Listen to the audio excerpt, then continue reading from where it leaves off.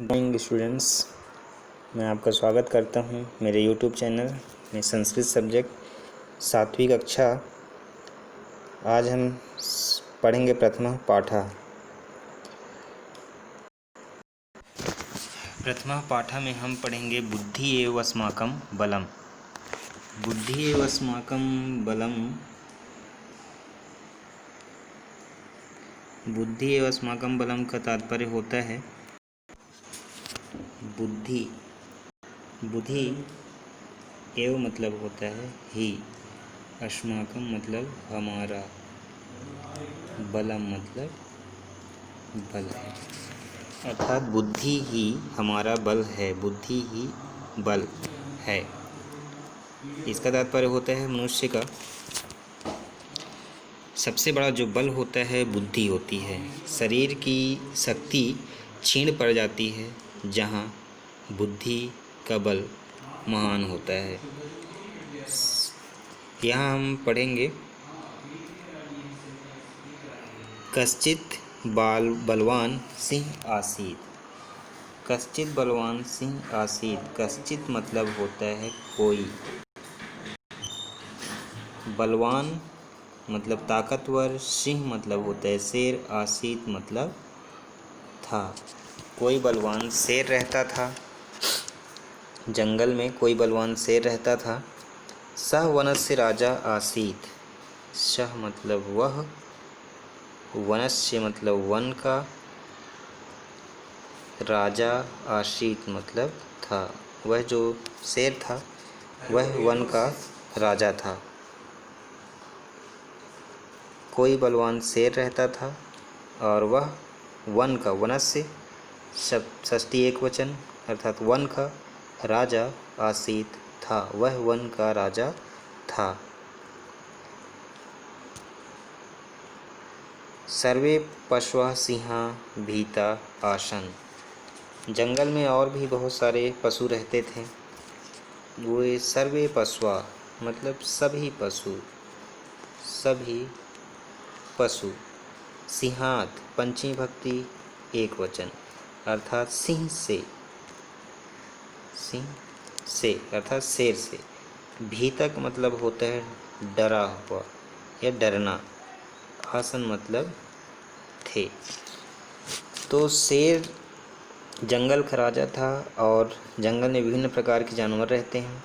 सभी पशु जो है शेर से डरे रहते थे, हमेशा डरे रहते थे, डरे डरे रहते थे। सिंह प्रतिदिनम पशुन मारयति स्म। सिंह मतलब शेर, प्रतिदिनम मतलब रोज़ दिन, पशुन मतलब पशुओं को, मारयति स्म मतलब मार देता था, मार कर खा लेता था। प्रतिदिन उनका आदत था, वह शेर रोज़ दिन एक एक पशु को मार करके खाता था। पशु नाम संख्या न्यूनतरा अभवत। पशु नाम का मतलब होता है पशुओं की। बहुत सारे पशु थे, एक पशु को किसी को भी हो शेर प्रतिदिन मारकर खाता था, तो उनमें से जो पशुओं की संख्या थी, संख्या न्यूनतरा का मतलब यहाँ पे लिखा है पहले से कम। अभवत मतलब हुआ या हो जाता था, अभवत मतलब होना। तो जब वह प्रतिदिन एक एक पशु को मारता था तो प्रतिदिन एक एक कम होने की वजह से उन पशुओं की संख्या में धीरे धीरे कमी आती थी। एक बार फिर से देखना, कश्चित् बलवान सिंह आसीत। कोई बलवान शेर था। सह वनस्य राजा आसीत और वह वन का राजा था। सर्वे सिंहा पशुआ भीता आसन। सभी पशु शेर से डरे हुए थे, क्योंकि सिंह प्रतिदिनम पशून मारती स्म। क्योंकि प्रतिदिन सिंह जो है एक एक पशु को मार डालता था और इस कारण से उन पशुओं की संख्या जो है धीरे धीरे कम हो रही थी। यहाँ आगे देखेंगे, यहाँ पे शब्दार्थ भी लिखा है।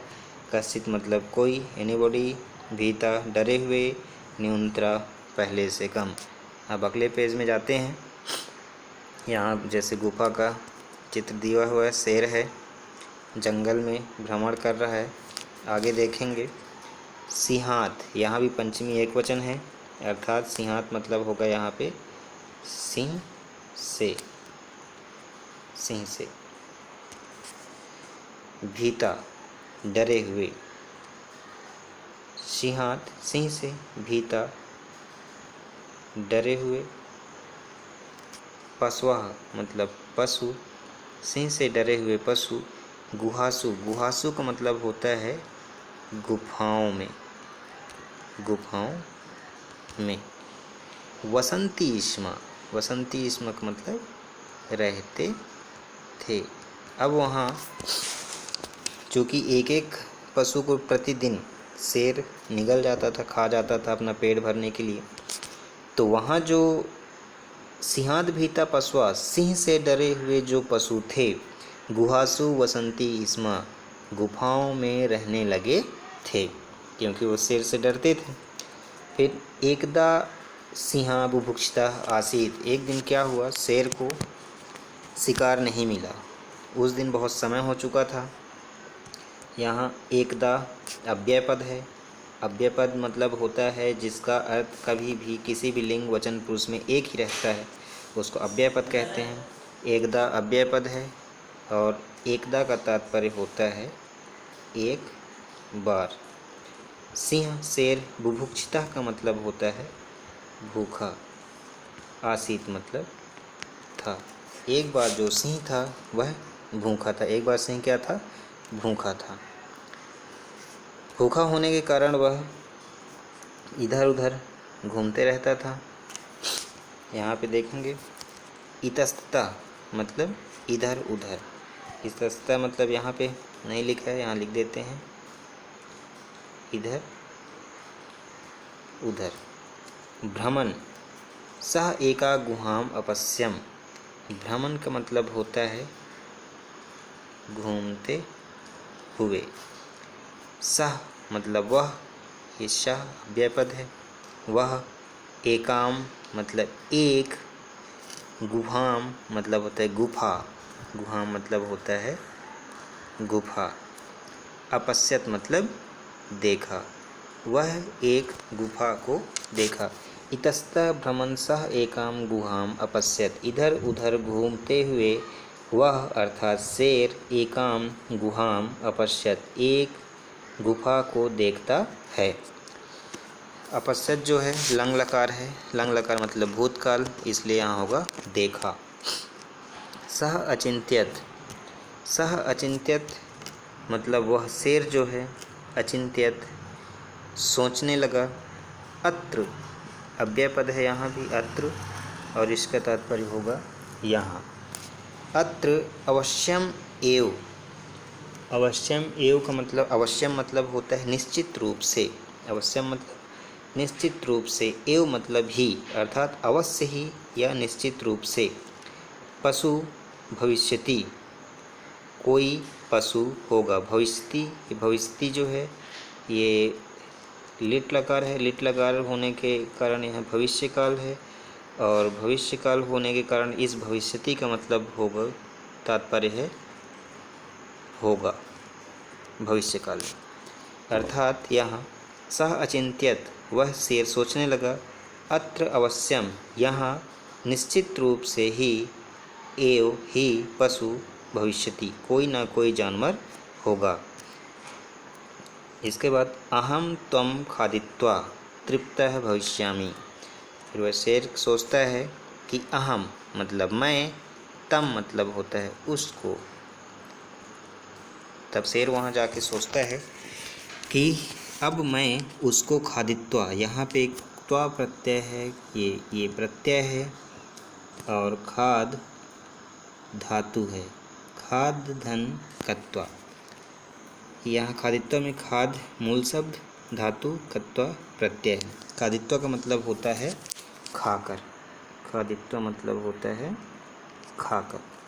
तो अहम तम खादित्वा मैं उसको खाकर तृप्तः भविष्यामि, तृप्तः का मतलब होता है संतुष्ट, संतुष्ट। भविष्यामि यहाँ भी लिट लकार है, भविष्य काल है, भू धातु भविष्यामि,